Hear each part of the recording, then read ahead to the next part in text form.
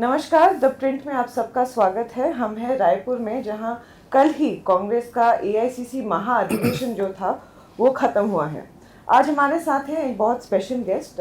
बहुत लोग कहेंगे कि हाल ही में ये कांग्रेस पार्टी के बेस्ट फाइंड हैं और इस साल जो 2023 के विधानसभा चुनाव हो रहे हैं तो सबका ये मानना है पार्टी में कि कोई और स्टेट हो ना हो, लेकिन भूपेश बघेल छत्तीसगढ़ कांग्रेस के लिए ज़रूर जीत सकते हैं।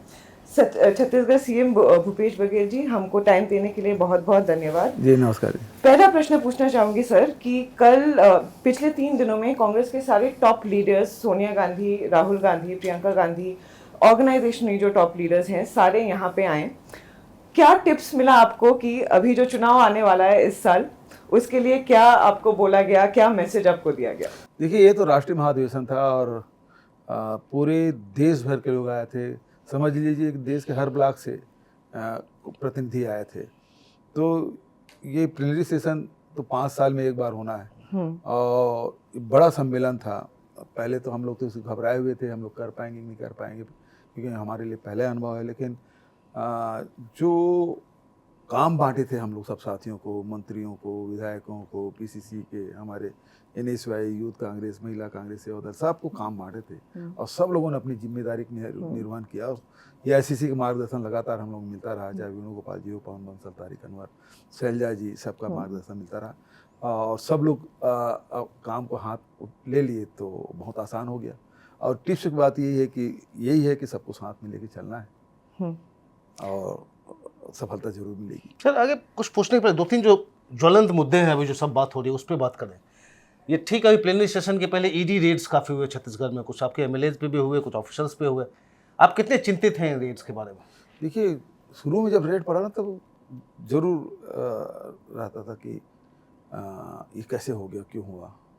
लेकिन अब समझ आ गया कि भारतीय जनता पार्टी के ये तो वर्किंग स्टाइल है कि जिन राज्यों में उसकी सरकार नहीं है उसको परेशान करो, और जनता भी जान चुकी है कि अब ये इस प्रकार से करते रहेंगे।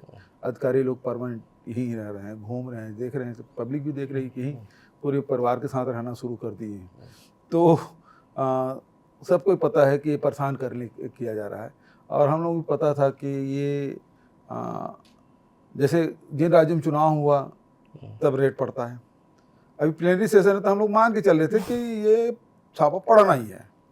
तो जितने भी जिन लोगों को हेड बनाए थे उनको हम लोग बता दिए थे, भाई तुम्हारे घर में छापा पड़ सकता है।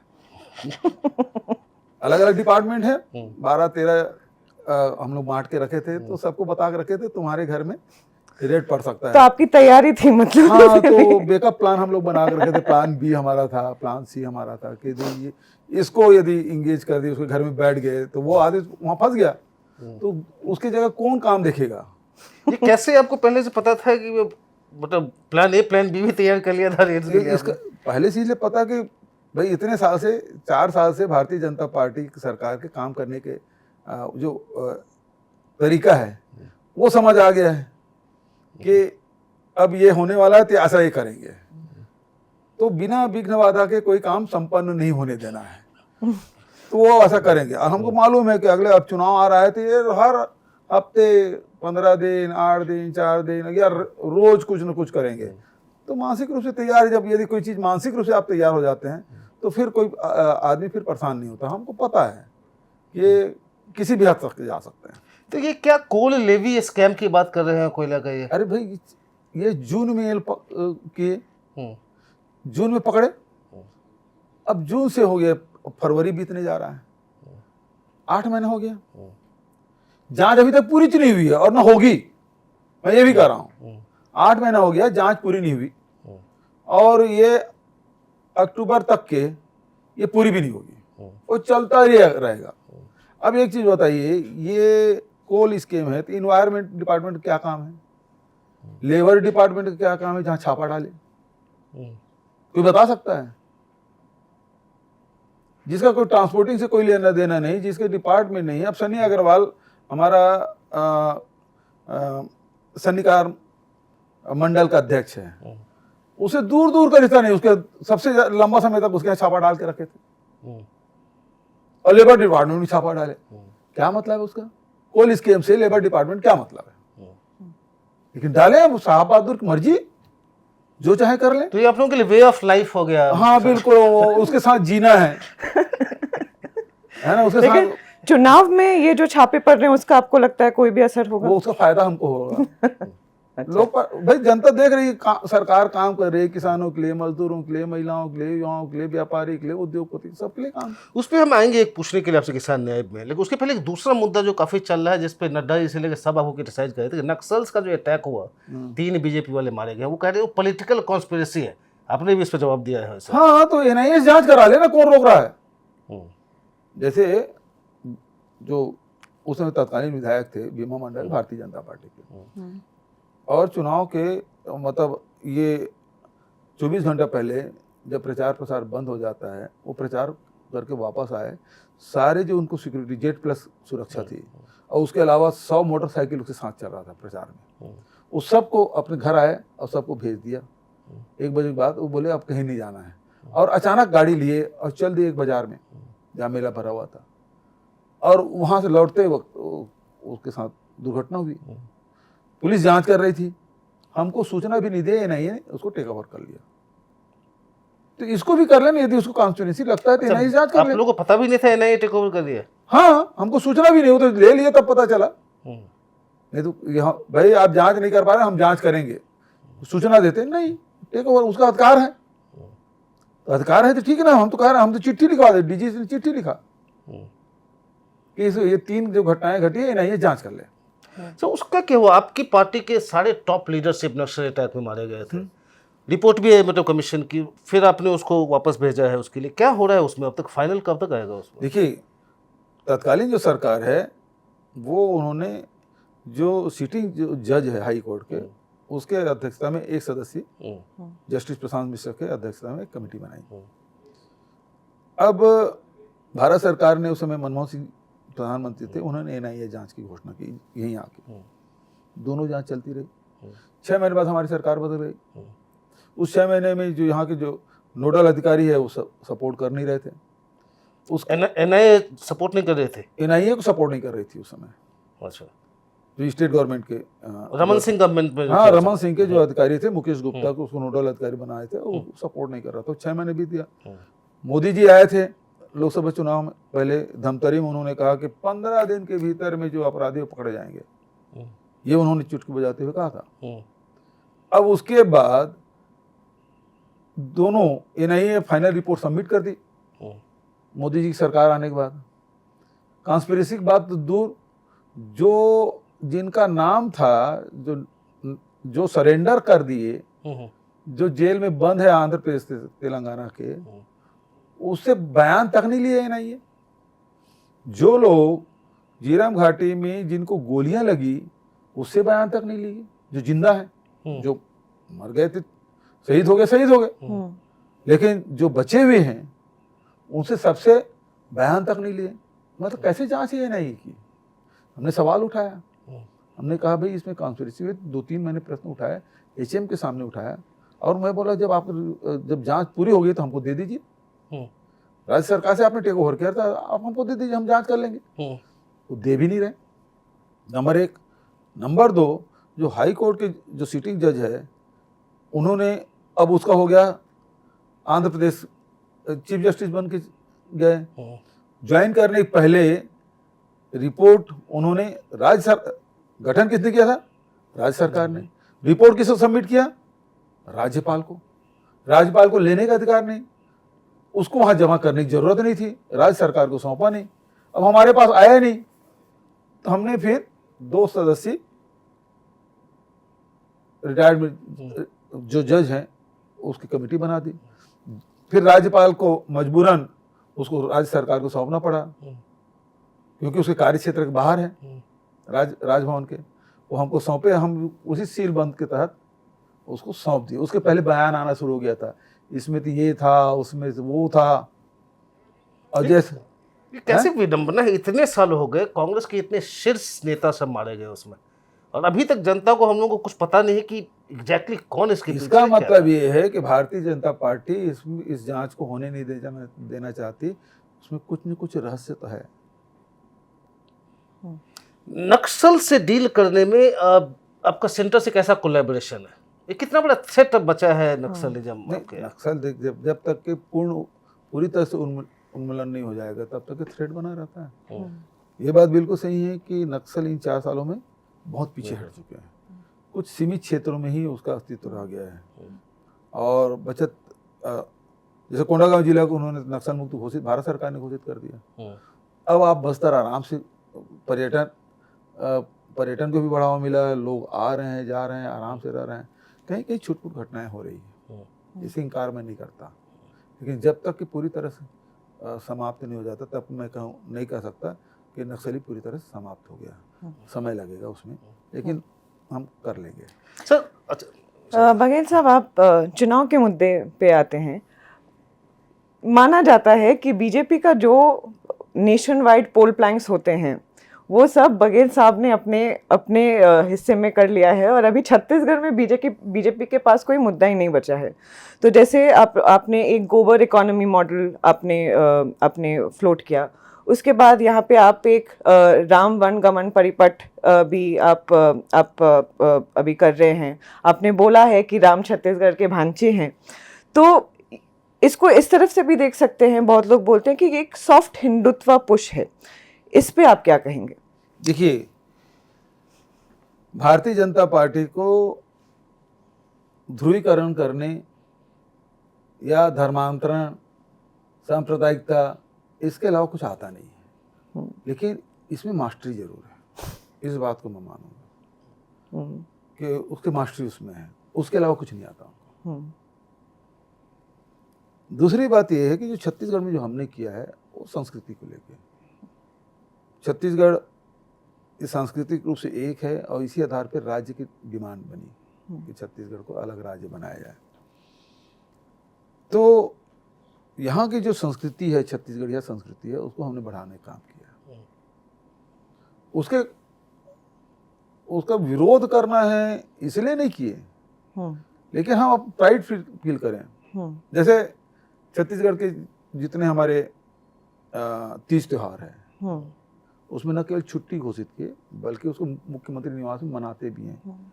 सब जगह सार्वजनिक रूप से भी जाते हैं, गांव में जाते हैं, शहर में जाते हैं।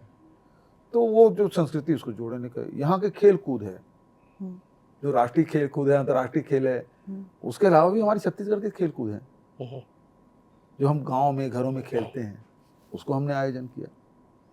उसके साथ साथ यहाँ की जो बोली है, यहाँ बहुत सारी जनजाति हैं, उसकी अपनी अपनी बोली है, उसकी अपनी परंपरा है, सबको बढ़ाने का काम किया, उसको लिपिबद्ध करने का काम किया। और फिर हमारे तो जैसे हमारे यहाँ भांजा का पैर छूते हैं, भांजा से पैर नहीं छुड़ाते। अच्छा, जैसे आप बिहार में जाएंगे तो बेटियों से पैर नहीं छुआते, है ना? पंजाब में बेटियों से पैर नहीं छुआते, तो वहाँ का वो कल्चर है, वहाँ अपनी परंपराएं। हमारे यहाँ भांजा से पैर नहीं छुआते। भांजा यदि 5 साल का भी है और मामा यदि 70 साल का भी हो तो भांजा का पैर छुएगा। क्यों? कि राम हमारा भांजा है। हाँ, ये हमारे व्यूअर्स को बताएंगे छत्तीसगढ़ के भांजे हैं राम, ये कैसे? हाँ, कैसे? क्योंकि माता कौशल्या के मायके ही छत्तीसगढ़ है। अच्छा। ये पूरा दक्षिण कौशल कहलाता है। जो जैसे मध्य प्रदेश के जो जबलपुर का हिस्सा है वो उत्तर कौशल है, ये दक्षिण कौशल है, और यहाँ उनका मायका था, यहीं से राजा दशरथ ब्याह करके ले गए थे। तो उस नाते छत्तीसगढ़ के लोग उसको भांजा मानते हैं और भांचा राम के रूप में हम लोग उसको पूछते हैं कि अपने भांजा में भगवान राम को देखते हैं। ये हमारी परंपरा है। और फिर यहाँ तो यदि मिलने भी सब जगह है, राम राम सभी जगह करते हैं, लेकिन उसके साथ यदि हम देखें कि यदि हमारे यहाँ धान की फसल होती है, हम धान को यदि उसका नापना शुरू करते हैं, अब तो किलो तराजू आ गया, पहले तो काठे से नापते थे, तो वो पहला एक नहीं बोलते थे, उसको राम बोलते। हमारे यहाँ राम कोठी है, ताकि उस संकट के समय में उस राम कोठी से जो अनाज रखते थे गांव भर मिलकर चंदा करके उसको रखते थे, ताकि कभी अकाल दुकाल सूखा पड़ गया या कोई गरीब आदमी को जरूरत पड़ गई तो वहाँ से कम ब्याज में वो धान ले सके, पैसा ले सके। तो राम कोठियाँ हमारे छत्तीसगढ़ के गांव गांव में बना था। तो इस प्रकार की व्यवस्थाएं थी। तो राम से जुड़ा हुआ, और राम और पर्यटन यहाँ लंबा समय तक वनवास काल में रहे। सबरी यहीं की हैं, माता सबरी, और सबरी के मंदिर भी है। कौशल्या माता मंदिर दुनिया में एक यदि है तो हमारे छत्तीसगढ़ में हाँ, है। उसका ब्यूटिफिकेशन प्रोजेक्ट भी आपने हमने लिया है, किया। मैं गई हुई तो हूँ जो वहाँ पे, चीज हाँ। छत्तीसगढ़ में है उसको संवारने का काम करना गलत है। यदि भारतीय जनता पार्टी 15 साल के सरकार ने नहीं कर पाया और हम उसको कर लिए, तो इसमें हिंदुत्व वाली बात क्या आ गई? लेकिन ये कांग्रेस में काफी चेंज हुआ है। एक समय लोग कांग्रेस के लोग राम को कम, मार्क्स को ज्यादा देखते थे। अभी आपके तो काफी ट्रांसफॉर्मेशन हो रहा है उस अप्रोच में। नहीं, देखिए कांग्रेस में आप देखेंगे, यदि महात्मा गांधी के समय देखेंगे और उस समय के आरएसएस के नेताओं को वर्सन आप देख लें, क्योंकि महात्मा गांधी जी अपने संध्या जो भजन होता था रघुपति राघव राजा राम से शुरू करते थे। आज भी हमारा कोई कार्यक्रम होता है तो उस भजन से हम शुरू करते हैं, धरना प्रदर्शन करते हैं, कोई कार्यक्रम करते हैं तो रघुपति राघव राजा राम से शुरू करते हैं।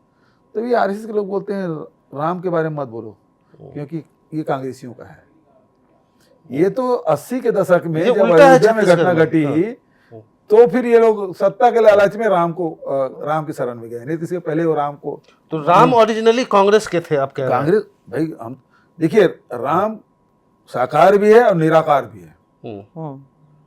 तो सबके राम अपने अपने अपने राम कुमार विश्वास जी कहते हैं, लेकिन उसके पहले देखिए एक राम दशरथ कर बेटा, एक राम घट में बैठा। तो वो भजन भी है, कबीर है वो निराकार राम को मानने वाले हैं। दशरथ के पुत्र राम होने के पहले भी राम थे, तो राम निराकार भी है और साकार भी है। तो जिसको जो मानना है वो माने, लेकिन वो साकार निराकार जिस रूप में भजे। तो राम की इनका कोई पेटेंट नहीं है भाई। इसमें एक शशि थरूर जी जो बोल रहे थे प्लेनरी सेशन में, बड़ा इंटरेस्टिंग है कि कांग्रेस अपना आइडियोलॉजिकल स्टैंड एकदम क्लियर रखे। ये होता है कि हम बिल्किस बानो पे नहीं बोलेंगे, काउ विजिलेंटिज्म पे नहीं बोलेंगे, क्योंकि शायद मेजॉरिटी कम्युनिटी को शायद ये अच्छा नहीं लगे।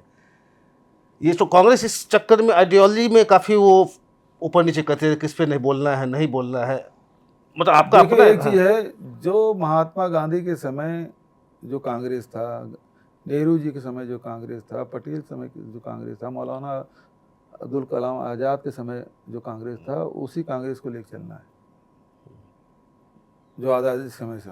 वो सबको सम्मान देने का काम, उससे अलग होने का काम नहीं है। आप हिंदू धर्म से अलग होइए, मुस्लिम धर्म से अलग होइए, जैन धर्म से अलग होइए, या आदिवासी संस्कृति से अलग होइए, ये नहीं है। सबको मानना है, ये धर्मनिरपेक्ष है। तो जो सेंट्रिज्म का जो आइडियोलॉजी कांग्रेस पार्टी का था, आप कह रहे हैं कि उसमें वापस आने की जरूरत है? वापस आने वो है ही।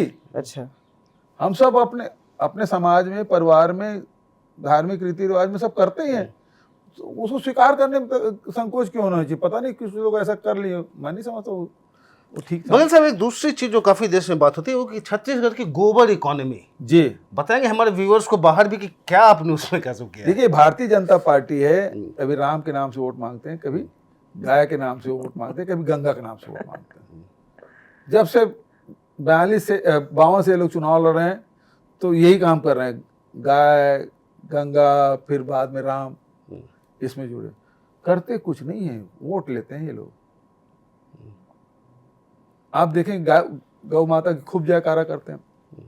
कोई बेचने जाए उसको मार डालते हैं लोग, कोई खरीदने जाए उसको मार डालते हैं। जो गोकसी कर रहे हैं, गौ माता की जो हत्या कर रहे हैं, उसके खिलाफ कार्रवाई कर रहे हैं, उसकी शिकायत करें आप। कानून हाथ में लेने का अधिकार आपको किसने दे दिया? शिकायत करें, मैं उसमें कोई गलत नहीं मानता, लेकिन कानून हाथ में लें वो गलत। और फिर गाय माता के लिए किया क्या आपने? भाई हम कृष्ण को मानते हैं, ठीक है, कृष्ण ने गौ माता की सेवा की, गाय चराने गए, उसको चारा खिलाया, बाढ़ से उसको बचाया, माखन चोरी की ताकि वो दुश्मन के लोग खा पी मोटे ताजे न हो, हमारे अपने लोग हों, इसलिए माखन चोरी की। ये लोग केवल वोट लेते हैं। हमने उसको अर्थ से जोड़ा कि आज गौ पालन है वो आर्थिक रूप से सही नहीं है, अनार्थिक है। तो फिर गोबर खरीदने का हमने प्लान किया। उसके लिए अब आबादी बढ़ती जा रही है, तो गांव में जो गौठान था उसमें बेजा कब्जा होने लगे, मकान बनने लगे, गाय बिठाने की जगह नहीं। तो 10,000 पंचायतों में हमने गौठान बनाया। तो 1.5 लाख एकड़ जमीन हमने आरक्षित कर ली, उसमें गौठान बना दिया, गोबर खरीदने की व्यवस्था करी, गोबर से वर्मी कंपोस्ट बना रहे हैं, वर्मी कंपोस्ट खेत में डालने का काम कर रहे हैं। तो अभी तक के 100 लाख क्विंटल हमने गोबर खरीद लिया, 20 लाख क्विंटल हमने वर्मी कंपोस्ट बना लिया, 200 करोड़ रुपया गोबर बेचने वाले खाते में चला गया, और 200 करोड़ रुपया जो वर्मी कंपोस्ट बना रहे हैं उसके खाते में चला गया। अच्छा। और कृषि उत्पादन भी बढ़ रहा है, और आप पेस्टिसाइड से भी बच रहे हैं, जैविक खेती की तरफ बढ़ रहे हैं। तो इसको अर्थव्यवस्था से हमने जोड़ा। और गोमूत्र भी अब खरीद रहे हैं, गोमूत्र भी खरीद रहे हैं 4 रुपए लीटर में। और ये जो 4 रुपए लीटर गोमूत्र है। हाँ? और गोबर कैसे ले रहे हैं? 2 रुपए किलो। और गोबर से केवल वर्मी कंपोस्ट नहीं बना रहे हैं, अब हम प्राकृतिक पेंट बना रहे हैं। जितने में हमारी सास की बिल्डिंग है अब केवल वर्मी मतलब प्राकृतिक पेंट से पुताई होगी। हाँ, और मैं वही कह रही थी कि जो रूरल इंडस्ट्रियल पार्क जो उन्होंने गोठान को आप लोगों ने बनाया है, उसमें एक एंटरप्रेन्योरियल पुश भी है। जैसे मैं आई थी रायपुर में इसी कवर करने के लिए, और आप लोग ने SHGs के साथ टाई अप किया है, महिलाओं को एक तरीके से एंटरप्रेन्योरियल स्किल्स देने का आप लोगों का वो चल रहा है, तो उसके बारे में थोड़ा सा बोलिए। अभी इसमें गौठान में हम लोग मुर्गी पालन भी करवा रहे हैं, बकरी पालन भी करवा रहे हैं, और तमाम सब्जी का उत्पादन भी है, मशरूम उत्पादन है, और तमाम प्रकार के निर्माण कार्य महिलाएं कर रही हैं। और उसके सामान बिक्री करने के लिए हम लोग हर जिले में सी-मार्ट बना दिया, मैं गई हूँ, संभाग स्तर पे सी-मार्ट बनाया है, और उसके माध्यम से सामान बिक्री के सबसे बड़े उत्पादन तो कर लेते हैं, बेचने की परेशानी रहती है तो बेचने की व्यवस्था भी हमने कर दी। तो जो चीज़ ज़्यादा बिक रहा है उसी ज़्यादा उत्पादन करो, पब्लिक जो डिमांड है उसी हिसाब से करोगे।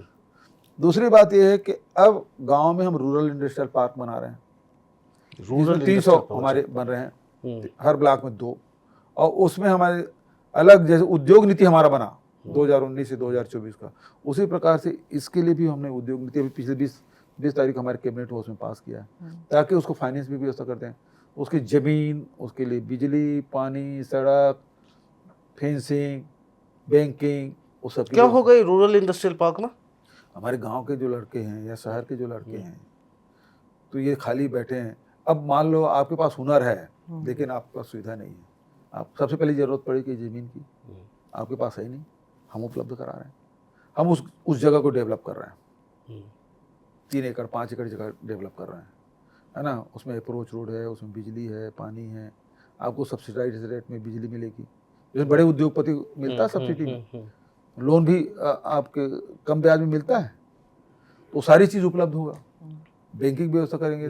तो जो पढ़े लिख के तैयार है, घर में माँ बाप अपने पेट काट के पढ़ाते हैं, लेकिन सबको नौकरी मिलती नहीं, और वो कुछ करना चाहता है तो मौका क्यों नहीं मिलना चाहिए।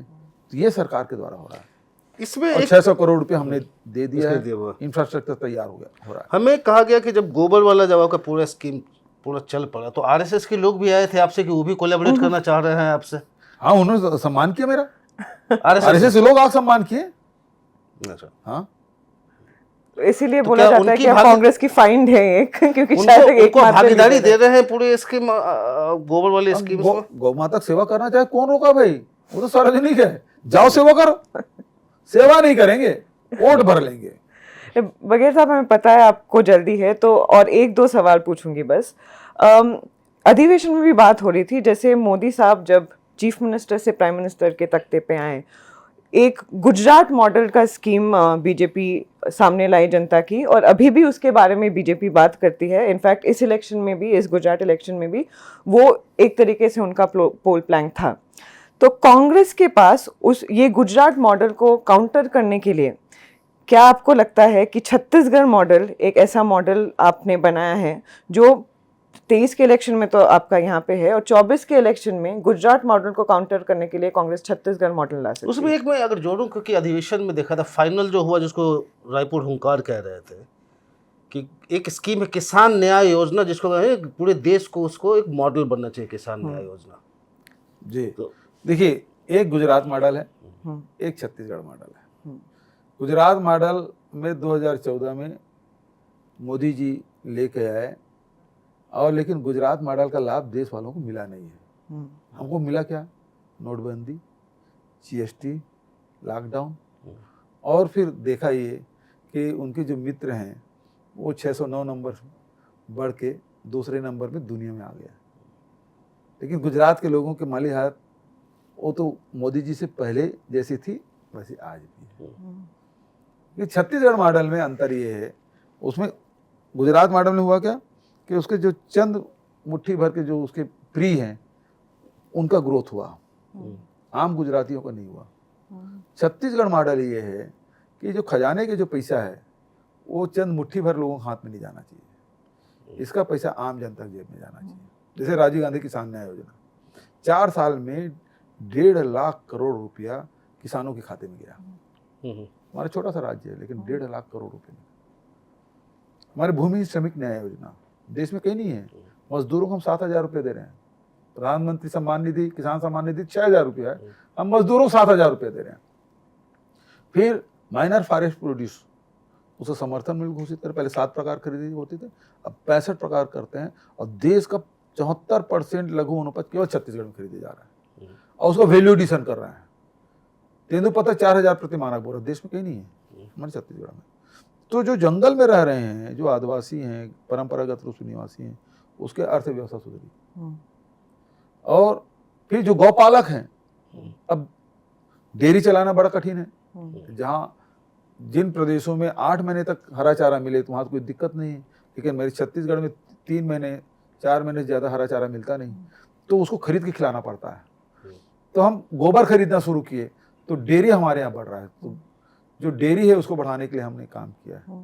मछली पालन, अब उसका कृषि का दर्जा हमने दिया। कृषि में जिस प्रकार से हम लोन देते हैं 0% में, तो उस प्रकार से हम लोग दे रहे हैं। बिजली बिल में उसमें सब्सिडी दी है, तो वो सारी सुविधाएं जिस प्रकार से कृषि में दे रहे हैं उसी पर मछली की दे रहे हैं, मछली पालन। तो उस प्रकार से यहाँ आम जनता है वो ताकतवर हुआ है। उससे फायदा ये हुआ कि लोगों की क्रय शक्ति बढ़ा। क्रय शक्ति बढ़ने के कारण से यहाँ के जो बाजार है वो गुलजार है। मतलब एक उदाहरण के तौर पे कहूँगा कि हमारे छत्तीसगढ़ में 4 साल पहले केवल 22,000 ट्रैक्टर थे, इन 4 सालों में 75,000 ट्रैक्टर बिके। अंतर ये है। तो क्रय शक्ति बढ़ने से मार्केट में रौनक आ गई, और जब मार्केट में रौनक है तो फिर उद्योग के पहिया घूमेगा ही, क्योंकि जब डिमांड है तो सप्लाई करना पड़ेगा, उत्पादन बढ़ाना पड़ेगा। तो ये कांग्रेस का छत्तीसगढ़ मॉडल है। एक प्रधानमंत्री जी कह रहे थे कि आपने जो ओल्ड पेंशन स्कीम लागू किया, आपने राजस्थान में भी किया, इससे 30 साल बाद युवाओं को काफ़ी प्रॉब्लम होगा, बिकॉज सारा बर्डन बाद में पड़ेगा। वो उसको बहुत गलत मान रहे हैं ओल्ड पेंशन स्कीम को प्रधानमंत्री जी। कि जो आदमी 30 साल 35 साल तक नौकरी करेगा उसको बुढ़ापा, आप बुढ़ापे में ऐसे छोड़ देंगे उस परिवार को, उसका हिस्सा मिलना चाहिए। उसको जो सेवाएं दी हैं शासन के, तो उसका बुढ़ापा सुनिश्चित तो होना चाहिए। लेकिन वो कह रहे हैं कि अभी तो आपको पैसे नहीं देने होंगे उनको, 25 साल बाद जो रिटायर करेंगे उनको जो पैसा देना होगा, तो वो युवाओं का उस समय का भविष्य अभी कौन सा भविष्य सुधार ले भाई। 2 करोड़ लोगों को रोजगार दूंगा बोले थे, कितने लोगों को मिला जब 30 लाख नौकरी चली गई। तो अभी कौन सा भला हो रहा है? यदि ओल्ड पेंशन स्कीम लागू नहीं किए हैं तो अभी युवाओं को कौन सा भला कर रहे हैं? मतलब ये है कि 75,000 लोगों को नौकरी दिए हैं। मैं पहला प्रधानमंत्री देखा हूं जो उसको नियुक्ति पत्र हाथ से दे रहे हैं। इसके पहले किसी प्रधानमंत्री ने दिया होगा तो मुझे तो याद नहीं है कि भैया ये देखो सरकार की योजना के तहत आपको नौकरी मिली, ये लो नियुक्ति पत्र। सर लास्ट 2 क्वेश्चन मुझे पता है आपको जानना है। ये भी 2 क्वेश्चन आप लास्ट 2 क्वेश्चन मुझे जाना भी लास्ट बस इसमें होगा कि आरएसएस कितना एक्टिव है। काफी सुना घर वापसी प्रोग्राम चला रहे हैं, मतलब आपके स्टेट में आरएसएस कितना एक्टिव है? वो तो शुरू से एक्टिव है, लेकिन ये है कि नागपुर हमारे नज़दीक है, यहाँ के जो आरएसएस के लोग हैं छत्तीसगढ़ के, वो गुलाम की तरह हैं। वो जो कहते हैं वो करते हैं, अपने कोई स्वतंत्र उनका अस्तित्व नहीं है। गुलामों की तरह व्यवहार होता है छत्तीसगढ़ के आरएसएस के कार्यकर्ताओं के साथ। सर लास्ट क्वेश्चन, अभी एक जनरली जैसे इशारिता ने कहा कि माना जाता है कि छत्तीसगढ़ में कांग्रेस स्ट्रॉन्गेस्ट, मतलब स्ट्रांगली प्लेस्ड है। इसमें आपके जो काम हैं इसके लिए ये आपको कितना हेल्प कर रहा है कि बीजेपी ने रमन सिंह जी को ऑलमोस्ट साइडलाइन कर दिया है? उसी को तो नकारा, तब तो हम लोग आए। 15 साल तक मुख्यमंत्री थे, 15 सीट में सिमट गए।